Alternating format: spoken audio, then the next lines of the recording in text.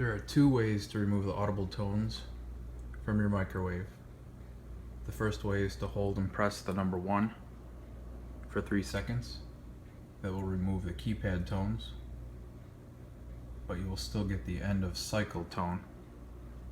Or if you want all tones removed from your microwave, just hold the number 2 for 3 seconds. You'll hear a beep.